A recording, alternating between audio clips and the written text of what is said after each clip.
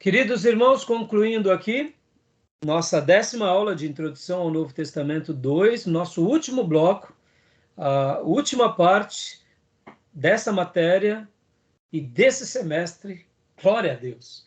Continuando aqui, falando de João, concluindo as epístolas joaninas, eu quero aqui apenas falar rapidamente, né, sobre isso. O local, agora aqui, da escrita dessas cartas, Pastor Johnny, leia para nós. Vamos lá. O local. João viveu em Éfeso nas suas últimas décadas de vida. Alguns dos primeiros escritores cristãos disseram que João passou em Éfeso cerca de 3 décadas do final de sua vida terrena, de 70 a 100 depois de Cristo. Dessa cidade, ou de alguma cidade próxima, pois escreveu esta carta. Outros dados confirmam esta informação. Policarpo, que foi discípulo de João, afirma que João residiu e faleceu em Éfeso. Esse testemunho foi preservado por Irineu em Aeres. Tá, não tem problema. Tá. Também Polícrates, bispo de Éfeso, e depois também tem essas outras indicações. Obrigado, pastor. Agora, irmãos, olha que interessante, por 3 décadas. Agora, vocês entendem por que essa igreja foi uma das mais influentes do Novo Testamento? Tinha Paulo como líder, depois Paulo manda Timóteo, depois vem João, e aí João fica por 3 décadas e surge quem? Policarpo. Pelo amor de Deus. Agora olha que interessante, né, irmãos? Depois que se passam os séculos. Por isso que eu falo que Éfeso, depois, como eu mencionei nas aulas anteriores de hoje, que eu falo que durante a história do cristianismo, logo nesses primeiros séculos, haviam os grandes líderes e algumas cidades que eram cidades chaves. Fica claro porque Éfeso era uma dessas, porque era uma obra magnífica, de um rebanho muito pujante, que começou com Paulo e se estendeu por João e pelos demais discípulos, e que se manteve firme. E que no ano 300, por exemplo, temos um homem que é, por exemplo, aquele que é Crisóstomo, que é o chamado Boca de Ouro.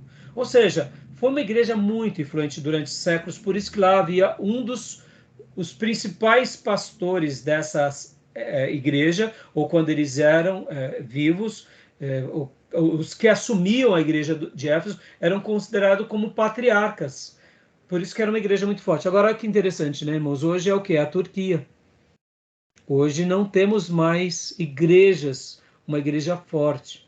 Tudo bem, passaram-se 2000 anos de história, não quero entrar no mérito agora, mas isso é uma mensagem para nós, né? O que aconteceu ao longo dos séculos que, de repente, o cristianismo, que era tão forte lá, foi se perdendo ao ponto de hoje não ser mais uma cidade assim. Então, é bem interessante essa questão, né? Destinatários das cartas, leia para nós, pastor Johnny. Pois não. Quanto aos destinatários da epístola, não há indicação específica a respeito. Mas como ela foi escrita em Éfeso, opina-se que os destinatários eram os cristãos da Ásia Menor, os mesmos a quem foram dirigidas a primeira e a segunda cartas de Pedro. Os leitores de 1 João deveriam ser judeus e gentios crentes. O apóstolo admoesta aos gentios contra a idolatria, 1 de João 5:21, pois dificilmente os judeus tenderiam para este mal. 2ª e 3ª João são missivas pessoais, mas não 1 João. Nesta, o apóstolo não se dirige a alguma igreja em particular. Antes, devemos pensar em uma carta circular destinada a todos os crentes da região da Ásia Menor. O que seriam essas missivas pessoais? São destinadas a uma pessoa. No entanto, servia também para toda a igreja. Tá bom, meus irmãos? Amém. Então, irmãos, agora para a gente prosseguir e concluir a nossa matéria, porque é maravilhoso poder estar estudando essa matéria, mas temos muito assunto, né? As doutrinas abordadas por João têm a ver com a cristologia, tem a ver com essa questão do advogado, que também o Espírito Santo também recebe esse cognome. Paracletos era também advogado, é aquele que está ao lado, é aquele que nos defende. Então, é uma carta que vai falar bastante sobre o amor, vai falar bastante sobre esses comparativos de trevas e luz, falando sobre a postura do novo nascimento, da divina semente.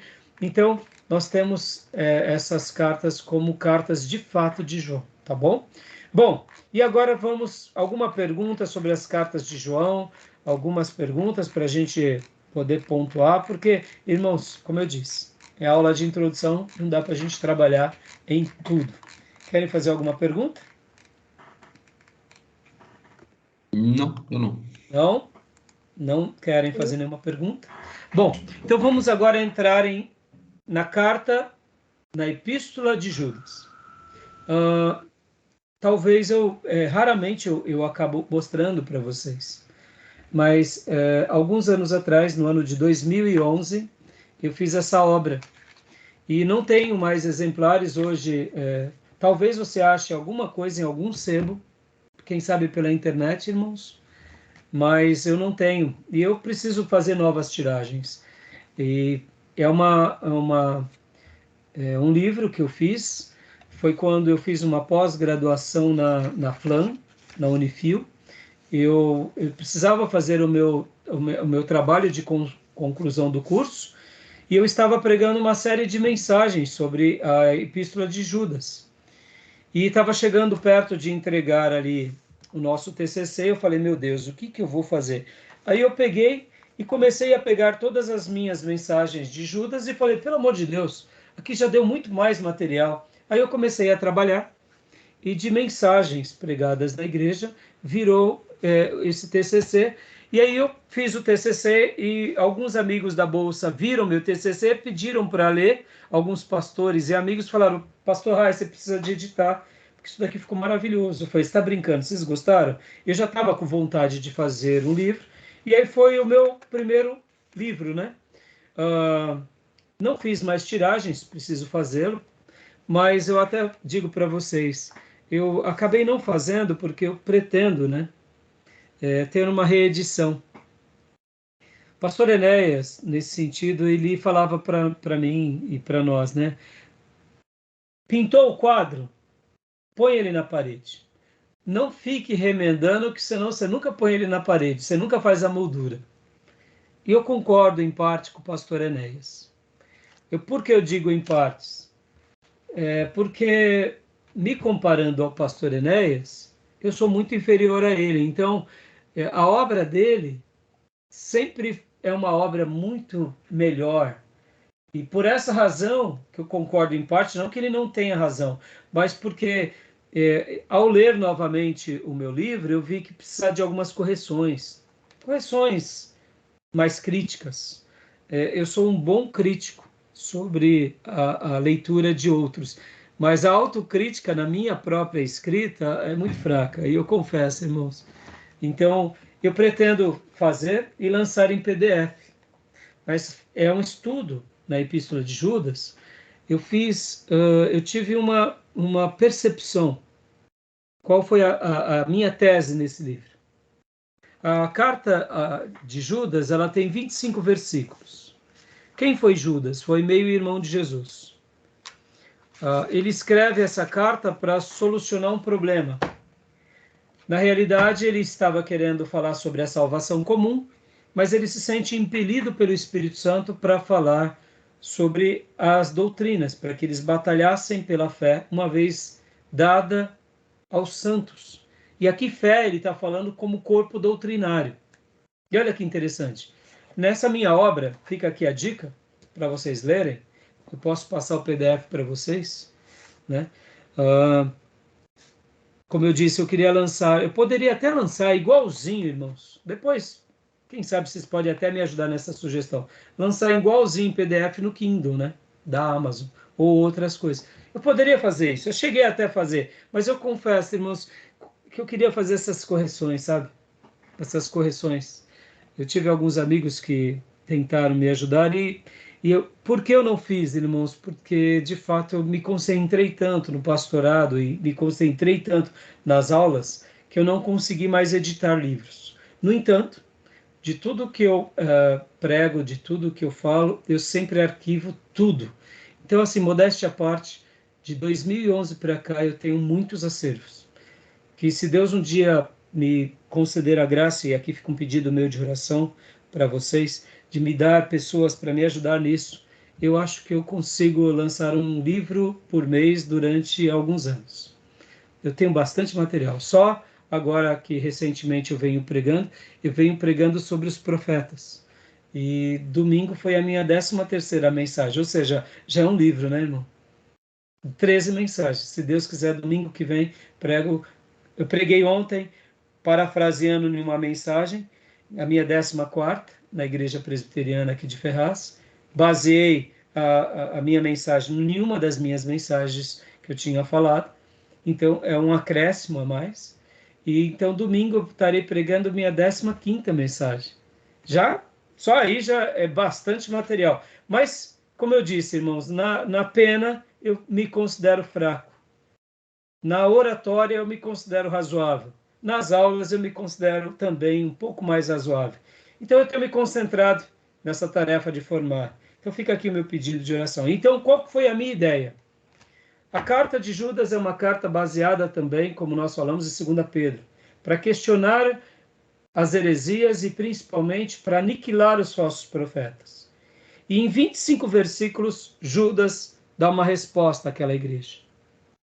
Ou seja, com 25 versículos ele soluciona um problema. E aí, qual que foi a ideia pelo qual eu fiz esse livro? Eu vi Judas como um líder incomparável. Pense você ter uma igreja local que está com um grande problema e com uma carta de 25 versículos você soluciona um problema. Isso é extraordinário ou não? Isso é extraordinário. E é em cima disso que eu me baseio. Então eu chamo, né? Eu chamo meu livro de O Triunfo de Judas, um estudo na carta de Judas destacando a importância da liderança eficaz.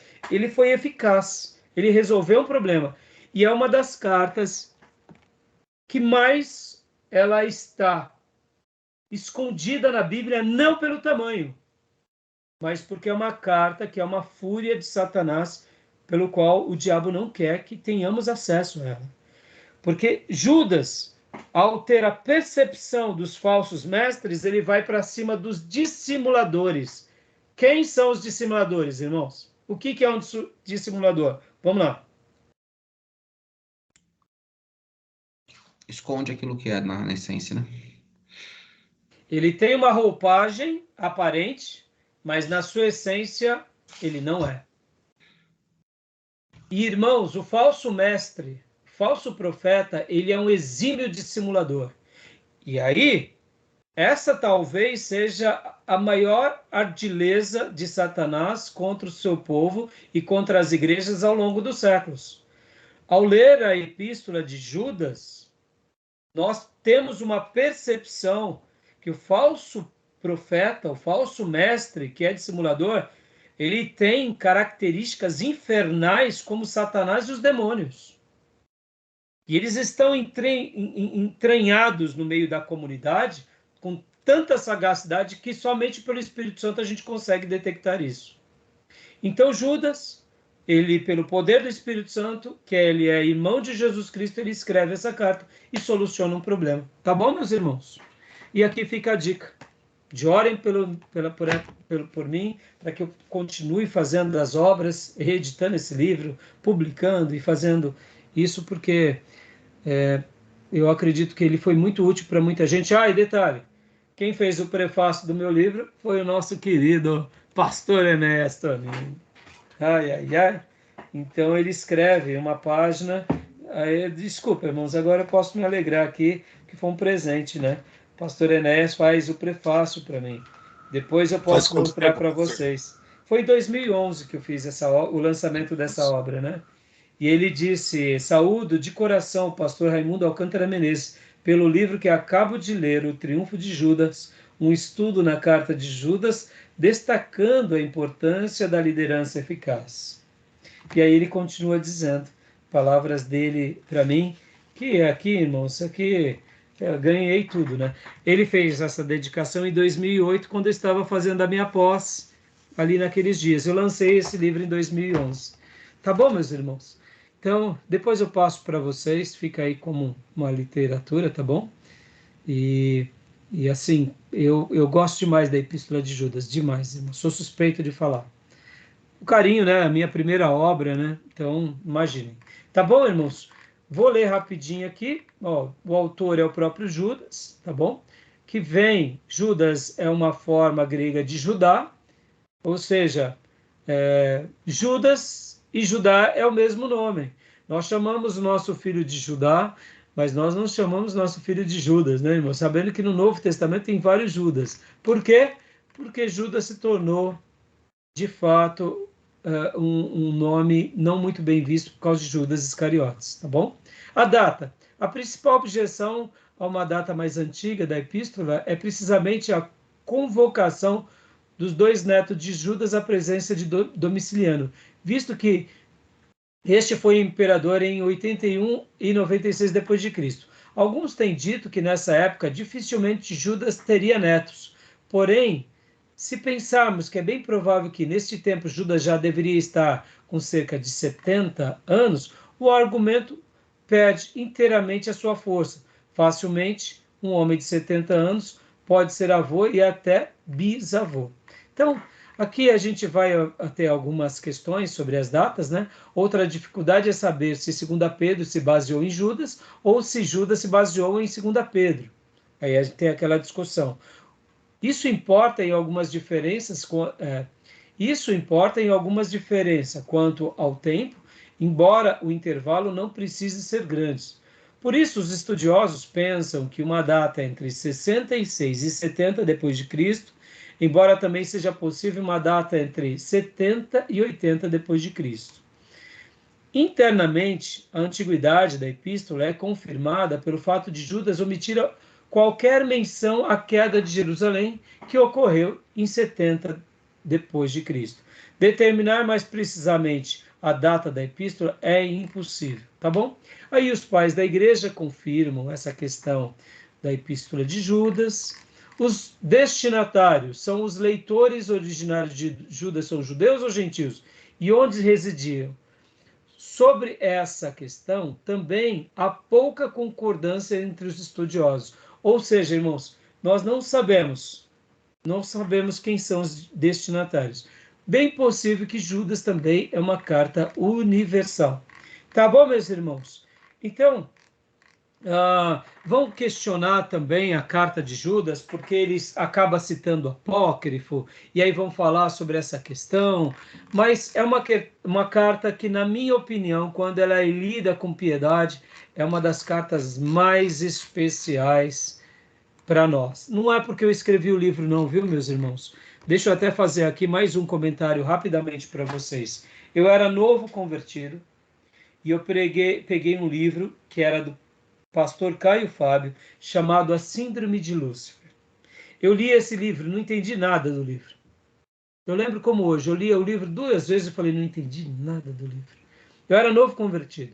Entrei no seminário, estudei no seminário, saí do seminário e li novamente a Bíblia durante esse período. Aí o livro de Judas fez toda a compreensão para mim. Retornei a ler o livro A Síndrome de Lúcifer, do pastor Caio Fábio. Achei maravilhoso o livro, maravilhoso. E essas informações marcaram a minha vida, e essas literaturas foram literaturas importantíssimas na minha vida. Até mesmo o título, A Síndrome de Lúcifer, foi muito feliz no livro e na obra do Caio Fábio. Alguém vai dizer que esse livro também foi uma autoprofecia do próprio Caio Fábio, da queda dele. Eu não vou dizer isso, mas eu gostaria até que, se você tivesse essa obra, lesse, porque vale a pena. Irmãos, talvez você diga assim, mas pastor, há pouco o senhor disse que não recomenda mais ele. Eu não recomendo ele na atualidade. Tudo que ele fez antes era bíblico, escriturístico e cristocêntrico. Eu, particularmente, tenho muitas obras do Caio Fábio que eu não jogo fora. Mas hoje eu não gasto meu tempo assistindo sequer 10 minutos dele. Eu lamento e oro para que um dia ele volte, mas fica aqui essas palavras, tá bom? Então, alguma dúvida sobre a Epístola de Judas? Quiserem saber mais? Vejam minha obra, tá bom? E para a gente concluir, alguma pergunta, irmãos? Alguma dúvida, não? Não? E para a gente concluir, Apocalipse. Sabemos que Apocalipse é o livro de João. Como nós vimos, é um livro de revelação. Ele é chamado de livro de epístola. Ele é realmente uma das obras mais poderosas sobre os sinais dos tempos. Possivelmente ele foi escrito logo depois, como nós mencionamos, depois das epístolas, e ele só perde mesmo para o Evangelho de João, né?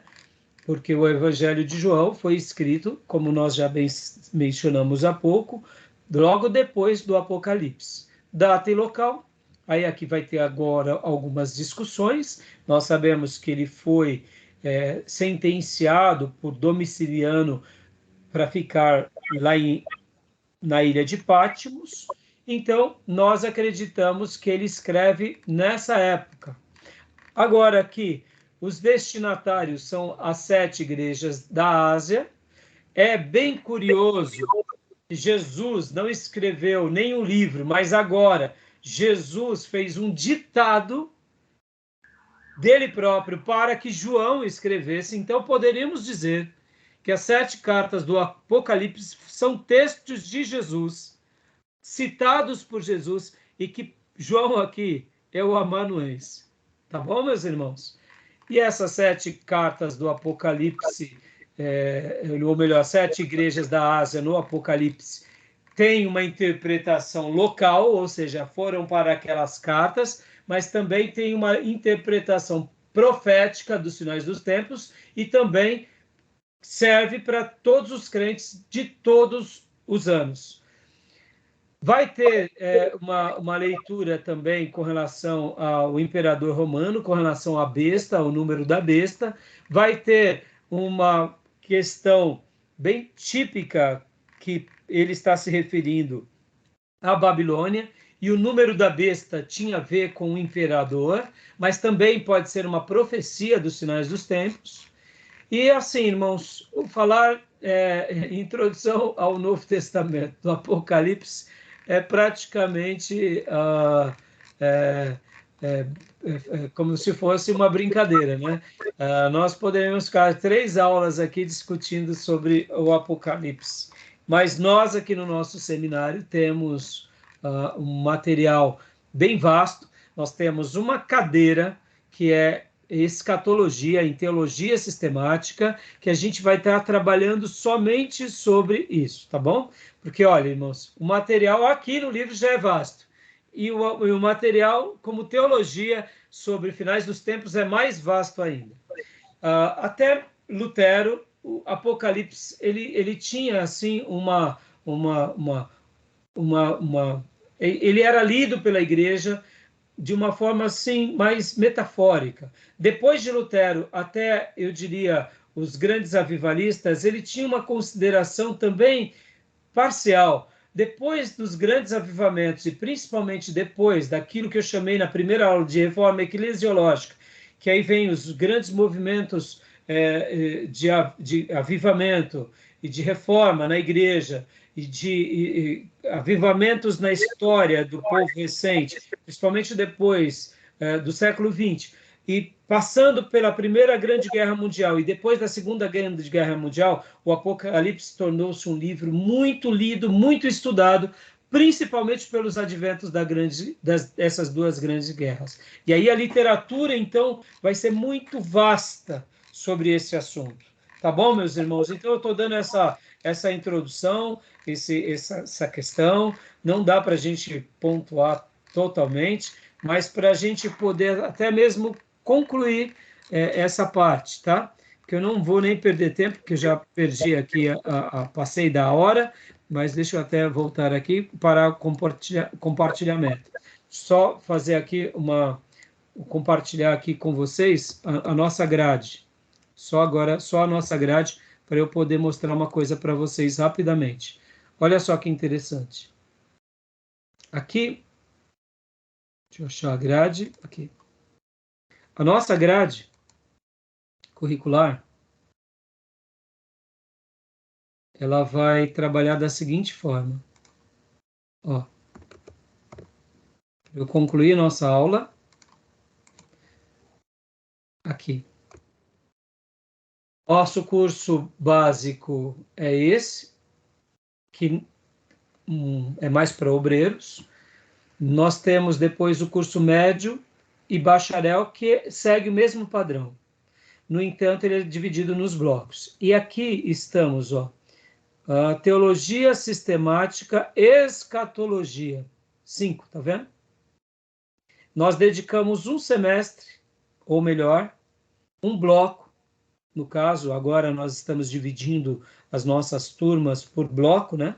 Nós dedicamos um módulo de 10 aulas, sendo 3 aulas por dia, ou seja, são quase 30 aulas de 1 hora, no caso, a última aula é por volta de 15, 20 minutos, para a gente tratar só desse assunto, tá bom? E, inclusive aqui, deixa eu até aproveitar também e mostrar para vocês que aqueles irmãos que quiserem se aprofundar mais desse assunto, olha aqui, basta você ir aqui na nossa página, vamos colocar lá na nossa página, deixa eu até compartilhar essa tela com vocês. Aqui. Basta você ir na nossa página do seminário. Só um minuto, irmãos, já estamos quase concluindo. Basta você ir na nossa página do seminário. Temos o canal da igreja e temos o canal do seminário. E quando você entra aqui no canal do seminário, você vem aqui em playlist. E aí você busca aqui, opa, aqui, Pastor Johnny, Gil. Aqui, escatologia, tá bom? Então você vai ter aqui, se o irmão quiser se aprofundar mais sobre isso, nós vamos ter aqui todos esses módulos aqui, ou seja, ó, nesse caso foram 11 encontros, não foram 10 encontros, foram 11 encontros de aulas, né? A grande maioria das aulas são de 1 hora, apenas o último bloco é um pouco mais curto, para a gente tratar desse assunto. Ó, o pastor Johnny, Felipe Rente. Tá bom, meus irmãos? Tudo bem, queridos? Alguma dúvida sobre Apocalipse? Fala, pastor? Ela fala dizer, foi no mês 4 do ano passado, né? Foi, né, pastor? Deu para aprender alguma coisa, pastor? Com certeza. A gente estudou, e ainda temos assunto. Irmãos, o Apocalipse, depois da Primeira e Segunda Grande Guerra Mundial, logo depois que surge essa reforma eclesiológica, com os dons do Espírito Santo, essa restauração no seio da igreja, levando todo o povo de Deus a ser sacerdote, vem as guerras, isso trouxe um significado novo na leitura, tanto de Daniel quanto de Zacarias e principalmente de Apocalipse, porque hoje, particularmente, nós acreditamos que Jesus está às portas.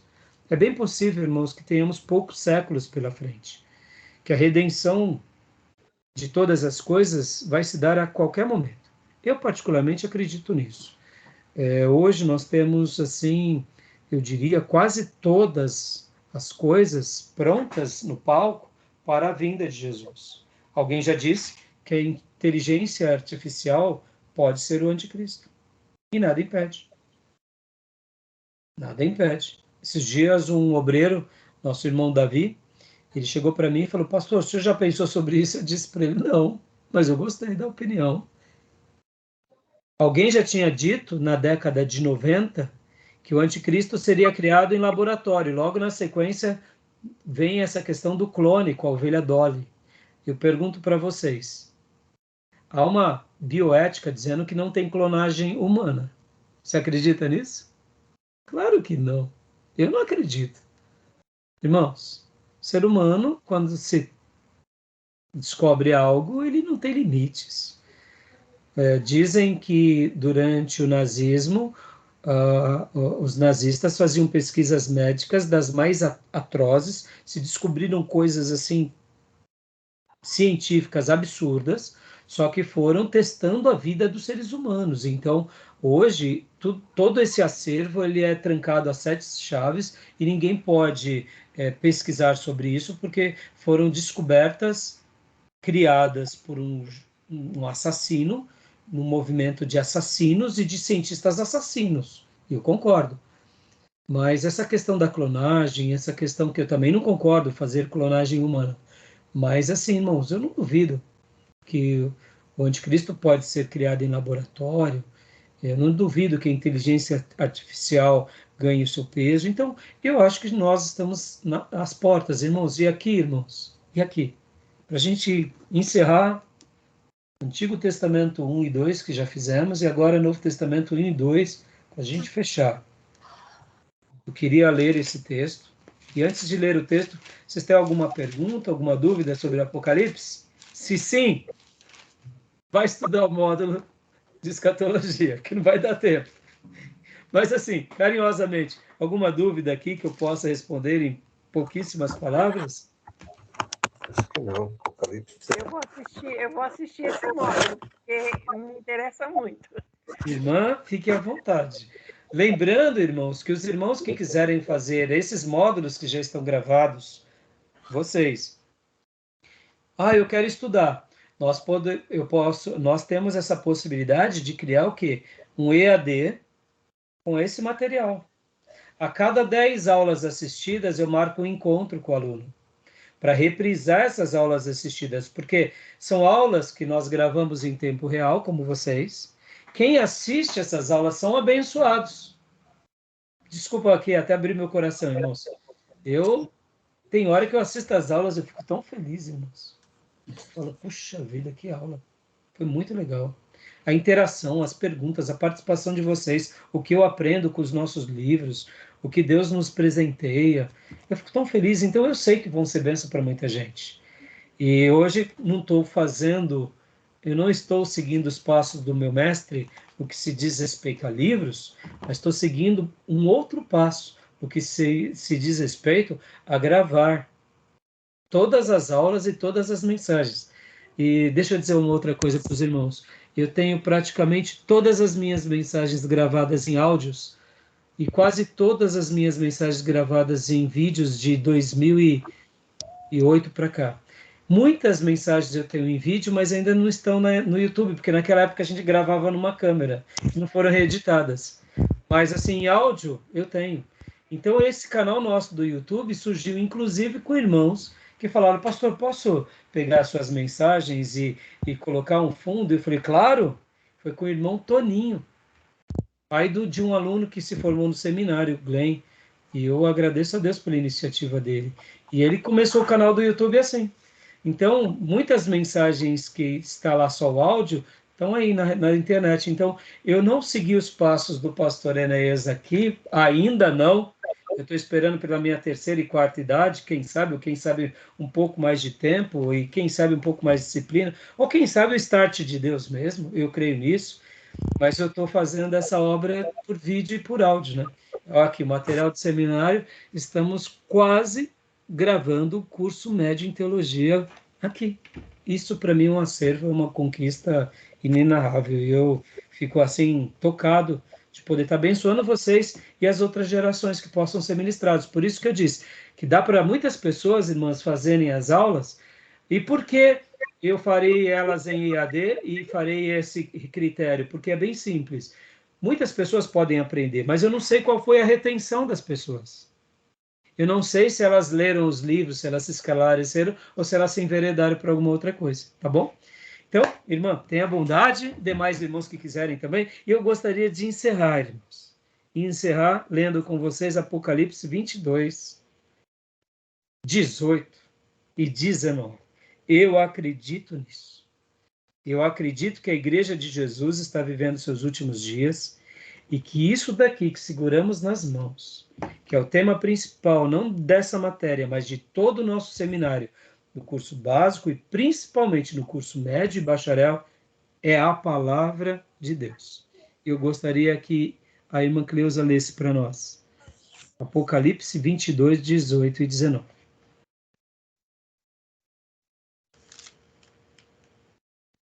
Pode ler, irmã Cleusa? Apocalipse 22, 18 e 19. Tá ruim para a irmã ler.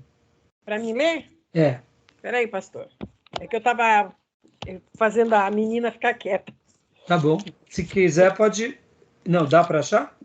Vou achar aqui agora. Tá, já. Qual que é? Apocalipse 22, 18 e 19. 22, 18 e 19.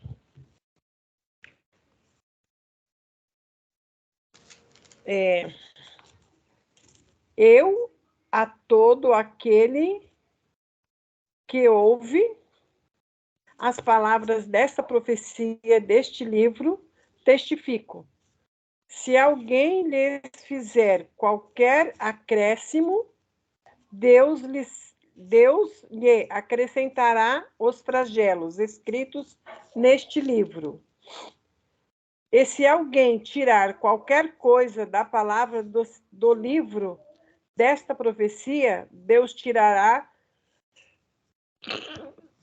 Desculpa. Deus tirará a sua parte da árvore da vida, da cidade santa e das coisas que se acham escritas neste livro. Amém, meus irmãos? Eu creio nisso. Se nós queremos estar preparados para fazermos uma obra especial, assim como João Batista, porque eu acredito que nós somos a igreja que prefigura algo bem parecido com João Batista numa dimensão diferente. João Batista veio preparar o caminho para a aparição do Salvador. E nós, Igreja de Jesus Cristo e ministros do Evangelho contemporâneos, estamos preparando a igreja e o mundo para a volta do Salvador. João preparou o caminho para a aparição. Nós preparamos o caminho e os corações para o retorno. Mas só faremos isso com êxito se acreditarmos em toda essa palavra e pregarmos ela fielmente. Eu espero poder estar sendo fiel a vocês, a minha igreja local e a cada um. Tá bom, meus irmãos? Amém. Encerramos. Amém. Mais um módulo, mais uma matéria, mais um semestre para a glória de Deus. Amém. Glória a Deus. Glória a Deus. Amém. Alguma pergunta? Pastor, só falando aqui, que estava escrito no Apocalipse, o senhor falando que estamos encaminhando para a vinda de Jesus, né? Querem reescrever a Bíblia, né? E aqui está escrito. Não precisa falar mais nada, né, filha? Verdade. Né? Se querem reescrever, é porque os flagelos virão sobre eles, ou as bênçãos que Deus prometeu não serão dadas a eles. É uma pena. Irmãos, eu creio demais que nós somos o povo de um livro só. E o que estamos fazendo aqui no seminário é amar esse livro, não idolatrá-lo, mas amá-lo, proclamá-lo, ensiná-lo e viver. Amém, meus irmãos? Amém. Desculpa Amém. demorar um pouco a mais, mas vocês terão até domingo para entregar todas as leituras, todo o material. Vou mandar para vocês o livro, vai que vocês queiram ler esse livro. Eu dou esse livro como material na matéria do bacharel de liderança, né? Mas fica aí, um conhecimento a mais eu passo para vocês depois. Continuem orando por nós, pela nossa vida, família, ministérios, seminário e principalmente igreja, que tem abençoado Amém. tantas vidas, tá bom? Amém. Na paz. Fiquem na paz, que Deus abençoe, Irmão. excelente férias aos irmãos, e na primeira terça de agosto retornaremos às aulas com Teologia Sistemática 1, Teontologia, a doutrina de Deus. Amém. E aí a gente vai se falando mais. Tá bom, meus irmãos? Amém. Deus abençoe. Obrigado, Amém. gente. Pastor, Obrigado. valeu. Graças e paz. Bom descanso. Graça e paz. Deus abençoe. Valeu, irmão. Bom fim de Amém. semana. Paz.